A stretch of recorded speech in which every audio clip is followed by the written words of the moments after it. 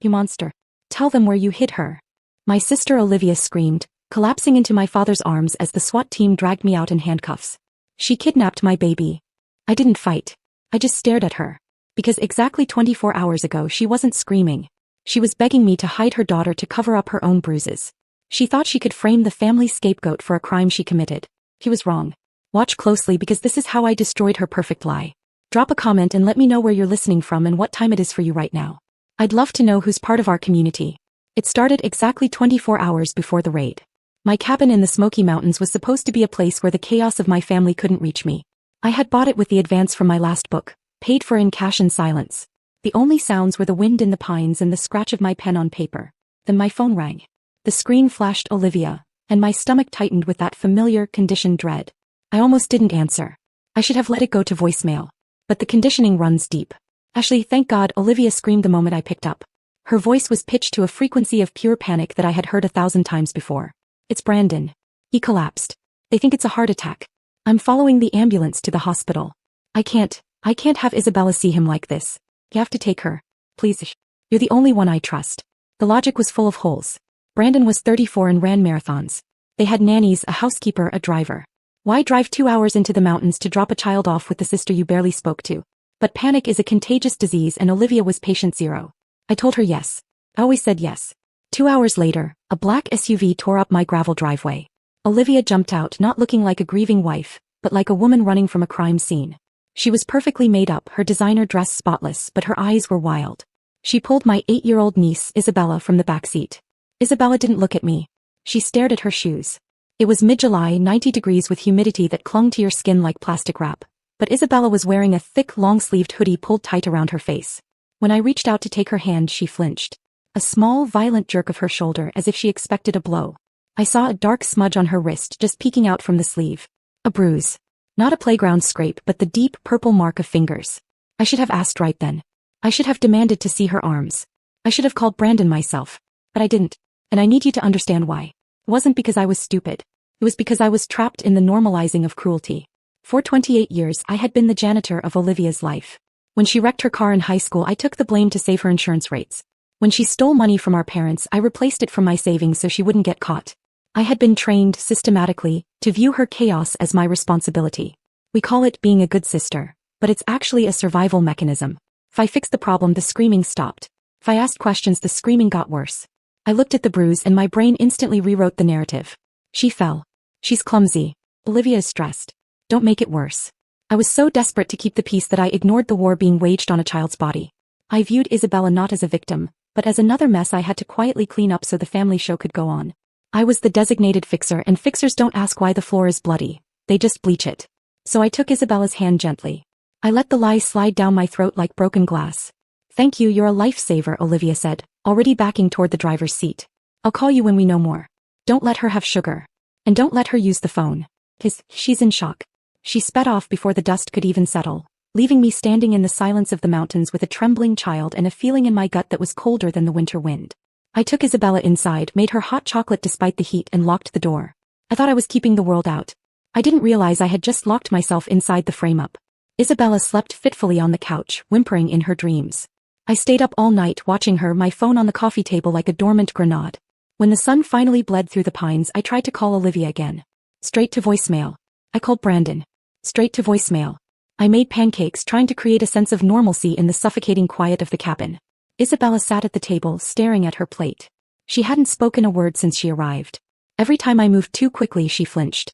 Then my phone lit up. But it wasn't Olivia calling to check on her traumatized child. It was a text from my mother, Susan. We always knew you were jealous, Ashley, but this? You're a monster. I stared at the screen, the words blurring. Before I could type a response, another one came through. This time from my father, David. Give her back. Don't make this worse than it already is. You're dead to us. I felt the room tilt. They weren't asking if Isabella was safe. They weren't asking what happened. They had skipped straight to condemnation. It was a whisper campaign that had turned into a scream before I even knew I was on trial. For 30 years, Olivia had been the sun and I had been the shadow. If Olivia said I was a monster, then to them I had claws and fangs. They didn't need proof. They just needed her word. I stood up, my chair scraping against the floor. I have to call them, I thought. I have to explain. That was when the windows rattled. Not from wind, but from the concussion of heavy vehicles on gravel. Blue and red lights washed over the cabin walls, turning my sanctuary into a crime scene. The next few minutes were a blur of violence and noise. The door crashing in. The shout of clear. The cold metal of handcuffs. But the moment that actually broke me wasn't the physical force. It was what happened when the detective, a man with eyes like flint, pulled out his phone and pressed play. A voice filled the room. My voice. I have your daughter. If you want to see her alive again, wire $500,000 to the offshore account I sent. If you go to the police, I'll finish what I started. Don't test me, Olivia. The cadence, the pitch, the slight rasp I get when I'm tired. It was perfect. It was undeniable. It was me. But I had never said those words. I looked at the detective and I opened my mouth to scream, to deny it, to fight. But nothing came out. My throat closed up. My body went limp. I didn't fight as they hauled me up. I didn't thrash. I went silent. People think that when you're innocent you fight like a lion. You scream your truth until the walls shake. But that's not what happens when you're the family scapegoat. When you've spent a lifetime being told that your reality is wrong, that your feelings are invalid, and that you are the problem, your brain is wired differently. It's called the invisible chains of the survivor. When the collective finger of authority, my parents, my sister, the police, pointed at me and said, "You are the villain," a broken part of my brain simply accepted it. Not because I was guilty, but because it felt inevitable. Of course I was the villain. I was always the villain. The gaslighting had been so thorough, so decades long, that for a split second looking at that detective I wondered if I had done it and just forgotten. That is the true power of abuse. It doesn't just hurt you, it makes you doubt your own existence. So I let them drag me out past my screaming sister. I let them shove me into the cruiser. I sat in the dark, wrapped in the cold comfort of the inevitable, while the real monster stood weeping on my lawn, playing the role of a lifetime. The interrogation room was a sterile box of gray walls and buzzing fluorescent lights. It smelled of stale coffee and fear. Detective Miller sat across from me, laying out photographs on the metal table like a grotesque tarot reading. Photo 1. A neighbor's grainy cell phone picture of me helping Isabella out of Olivia's SUV. "Witnesses say you dragged the girl," Miller said, his voice flat. "That doesn't look like a hug to me, Ms. Vance."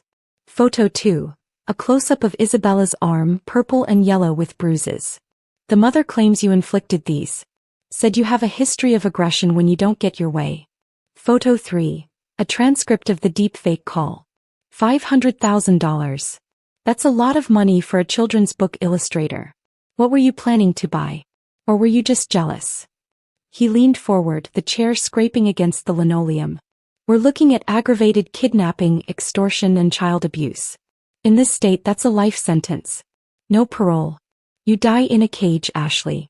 Unless you tell me where the money was supposed to go." The words life sentence hung in the air, heavy and suffocating. For the first time in 24 hours, the fog in my brain cleared. The paralysis of the scapegoat shattered under the weight of the accusation. This wasn't just my family being mean. This wasn't just Olivia needing attention. This was a calculated architectural dismantling of my life. I looked at the photos again. The neighbor saw what they expected to see, a struggle. The bruises were real, but the timeline was wrong. And the money? $500,000 was exactly the amount of debt Olivia had racked up gambling online last year. I knew because she'd asked me for $10,000 to cover the interest, and like a fool, I'd given it to her. She wasn't just framing me. She was using me to extort her own husband. She'd probably told Brandon I took the girl, demanded the ransom from him, and planned to pay me, keeping the cash for herself while I went to prison. It was brilliant. It was evil. And it was exactly something Olivia would do. I sat up straighter. The cold metal of the table bit into my forearms. "I want a lawyer," I said. My voice was raspy but steady. "And I want you to check the metadata on that recording. It's a deep fake." Miller smirked. "See? But right now your sister is crying in the lobby, your parents are giving statements about your unstable behavior, and your niece is too terrified to speak. You're alone, Ashley." He was wrong. I wasn't alone. I was just the only one in the room who knew the truth. Meanwhile, in the observation room next door, another drama was unfolding. I didn't know it then, but the secondary twist of my nightmare was sitting in a plastic chair, sweating through his expensive gym shirt. Kyle, Olivia's personal trainer. The man she'd been sleeping with for 6 months. Olivia had promised him $50,000 if he helped her scare Brandon into paying the ransom. All he had to do was drive the getaway car if things went south. But when the SWAT team arrived, Olivia hadn't protected him. As she screamed on the lawn, she'd leaned into a rookie officer and whispered, "He made me do it. That man Kyle, he's Ashley's boyfriend. They planned it together." Kyle had been brought in as an accomplice. He was sitting there listening to the officers discuss his charges: conspiracy, kidnapping. He realized with dawning horror that he wasn't the partner. He was the fall guy. Olivia was cutting loose ends and he was a loose end. He looked at the two-way mirror, then at his own reflection. He wasn't going to prison for a woman who would throw him under the bus to save her manicure. Kyle tried to negotiate with the police, insisting he had leverage. He hadn't just driven the car, he had recorded everything. On his phone was a video that would shatter Olivia's carefully crafted victim narrative. I was led not to a cell but into an observation room filled with staged grief. My mother sobbed, my father seethed, Brandon played the broken husband, and at the center sat Olivia, fragile and trembling. The moment she saw me, the act flipped. She screamed accusations, lunged forward, and painted me as a monster. Before I could speak, Detective Miller placed a laptop on the table. "We received new evidence," he said quietly. "From an accomplice. Kyle, it turned out, hadn't accused me. He had accused Olivia." The video played. Shot inside Olivia's SUV. It showed her doctoring Isabella's bruises with makeup, instructing her to cry and rehearse accusations so Brandon would pay. Isabella's small voice complied out of fear. The room went dead silent. Brandon stared at his wife in horror. Olivia panicked, claiming the footage was a deepfake. Miller shut that down with timestamps and verification. Then the door opened and Isabella walked in. Olivia tried to summon her with practiced sweetness. Instead, Isabella ran straight to me, clinging to my waist and whispering that her mother threatened to hurt her if she didn't lie. The illusion collapsed. Brandon took Olivia's phone from her hand. She finally screamed the truth: she'd done it for money. Miller arrested her on the spot. Our parents said nothing. For the first time, they saw the story they'd believed for decades crumble. Olivia was convicted and sentenced to 15 years. Brandon filed for divorce and signed over full custody of Isabella to me without a fight, along with a financial settlement for the damage done. My parents tried to reconcile. I gave them a permanent no-contact order instead. A year later, I live in the Smoky Mountains with Isabella. Using the settlement, I built an art therapy center for children recovering from narcissistic abuse. Isabella is 9 now, safe, loud, unafraid. Justice wasn't just prison. Justice was what we built after. If this story resonated with you, share it. Every scapegoat deserves to know they aren't the problem. They're the solution.